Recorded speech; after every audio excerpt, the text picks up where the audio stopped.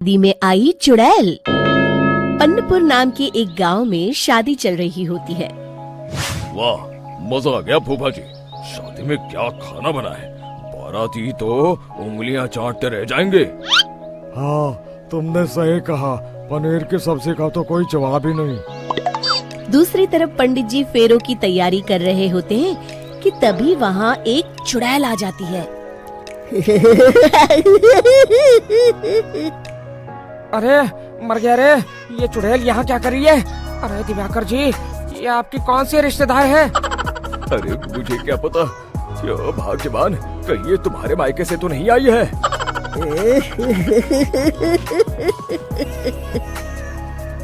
तुम लोगों की इस गांव में बारात लाने की हिम्मत कैसे हुई? मेरे रहते इस गांव में किसी की शादी नहीं हो सकती।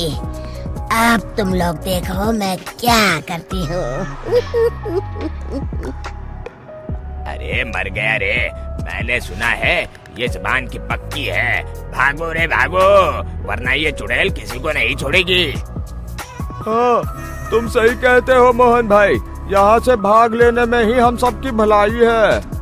देखते ही देखते शादी के मंडप में भगदड़ मच जाती है और चुड़ैल सब कुछ उजाड़ कर रख देती है।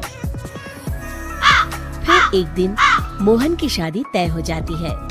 अरे भाई, अगले हफ्ते मेरी शादी तय हो गई है, लेकिन इस चुड़ैल की दहशत के मारे तो मेरे हाथ पैर कांप रहे हैं।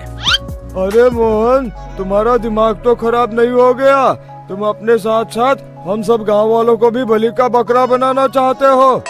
उस चुड़ैल के रहते तुमने अपनी शादी के बारे में सोच भी कैसे लिया?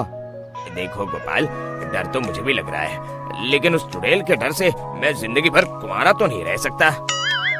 तभी वहाँ मोहन के होने वाले ससुर आ जाते हैं। अरे ससुर जी आप? देखो, अब तक मैं तुम्हारा ससुर बना नहीं हूँ और शायद बनूंगा भी नहीं। ये आप क्या कह रहे हैं? मैंने तो शादी का कोड भी सिलवा लिया है। मैं अपनी बेटी की शादी किसी अच्छे गांव में कराना चाहता हूँ। तुम्हारा गांव तो भूतिया गांव है।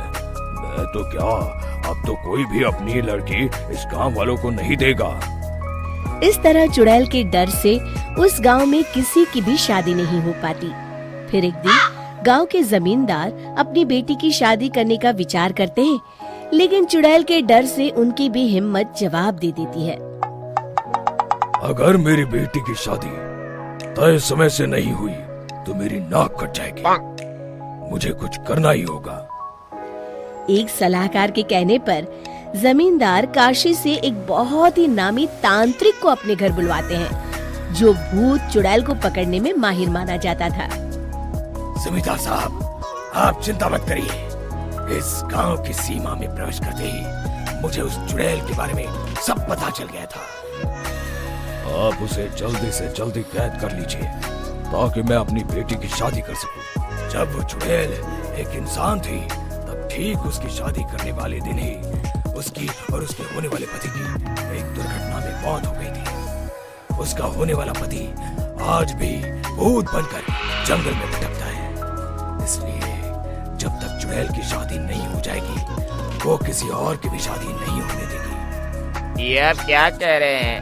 अगर वो भूत भी हमारे गांव में आ गया, तब हमारा क्या होगा? ये आदमी बीच में बहुत बोलता है, इसे बाहर निकालो। उसके बाद तांत्रिक बताते हैं कि अगर उस भूत के साथ चुड़ैल की शादी करा दी जाए तो वो चुड़ैल हमेशा हमेशा के लिए उस गांव को छोड़कर चली जाएगी। जमींदार साहब, आप अपनी बेटी की शादी की तैयारी शुरू कर दीजिए। मैं कुछ गांव वालों को अपने साथ लेकर उस भूत को ढूंढने जंगल की ओर जाता हूँ। इस तरह जमींदार निश्चित होकर अपनी बेटी की शादी करवाने लगते हैं, लेकिन तभी वहाँ चुड़ैल आ जाती है। मैंने तुम गांव वालों को समझाया था ना कि इस गांव में कभी कोई शादी नहीं करेगा। लगता है तुम लोग मुझे हल्के में ले रहे हो। चुड़ैल जमींदार की बेटी को उठा लेती है।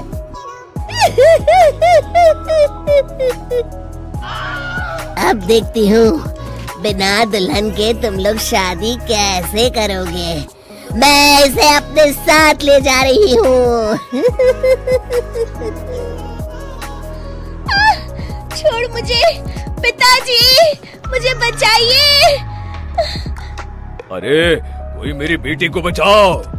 तभी तांत्रिक उस भूत को लेकर वहाँ पहुँचता है। अरे भाग्यवान, रुको, इन मासूमों को परेशान मत करो, मैं आ गया हूँ, अब तुम मेरे साथ चलो। चुड़ैल बहुत खुश हो जाती है। आप आ गए, चलिए अब हम मंदिर में चलकर शादी कर लेते हैं। अरे अरे अरे अरे, ये क्या कह रही हो? मंदिर में जाके दोबारा मरना है क्या? चलो, आज से हम जंगल में रहेंगे। चुड़ैल चली गई, अब मेरी शादी हो जाएगी। इस तरह सभी गांव वाले खुशी से झूमने लगते हैं।